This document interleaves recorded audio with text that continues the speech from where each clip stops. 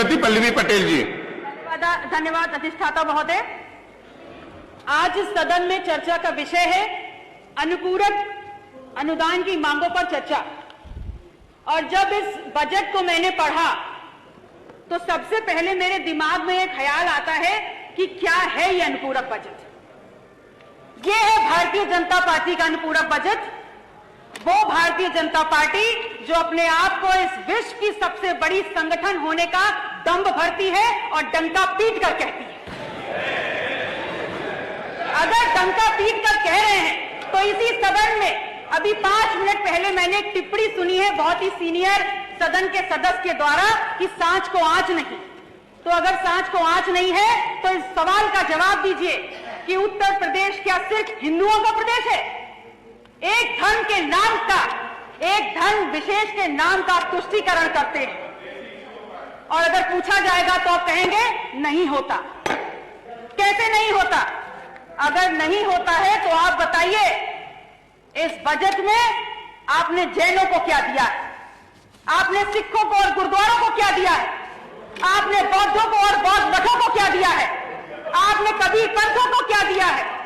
और बहुत दूर मत जाइए, आपने नाथ संप्रदाय को क्या दिया है? क्या ये धर्मास्थल और इन धर्मों में आस्था रखने वाले लोगों की आस्था नहीं है? आपके लिए बहुत अहम है कि इन विषयों पर चर्चा हो। और आपको इस बात की तनिक भी चिंता नहीं है और तनिक भी गंभीरता से आप ये नहीं सोचना चाहते कि उत्तर प्रदेश की बहुसंख्यक आबादी इस देश के दलित और पिछड़ा ने बनाई है और उनके हक और अधिकारों की चर्चा इस सदन में प्राथमिकता के आधार पर होनी चाहिए। माननीय अधिष्ठाता महोदय, इस बात को मैंने इसलिए उठाया है क्योंकि मैंने उत्तर प्रदेश में जातिवार जनगणना पर चर्चा के लिए अपना निजी विधेयक प्रस्तुत किया है। और वास्तविकता यह है कि यह विधेयक भारतीय जनता पार्टी के सदस्यों के द्वारा होना चाहिए था, क्योंकि उत्तर प्रदेश में पिछड़ों और दलितों के नाम पर सत्ता लेकर आप बैठे हुए हैं, तो यह विधेयक भी आपके द्वारा आना चाहिए था। और ऐसा नहीं है, पर्याप्त संख्या में भारतीय जनता पार्टी में पर्याप्त संख्या में दलित और पिछड़ों की नुमाइंदगी करने वाले, प्रतिनिधित्व करने वाले यहाँ पर सदस्य बैठे हुए हैं, लेकिन सब के सब पंगु हैं। और आप पंगु हैं इसलिए यहाँ पर आप जेल कहें या कुछ भी कहें, सच्चाई नहीं छुपने वाली।